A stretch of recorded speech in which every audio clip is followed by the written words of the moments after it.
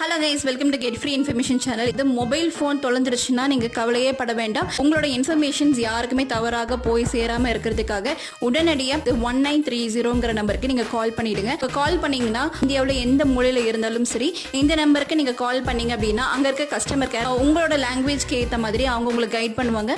உங்களோட ஃபோன் இன்ஃபர்மேஷன்ஸை நீங்கள் ஷேர் பண்ணிட்டீங்கன்னா உடனே 10 நிமிஷத்துக்குள்ள உங்களுக்கு IN நம்பரை வந்துட்டு உங்களுக்கு பிளாக் பண்ணிடுவாங்க.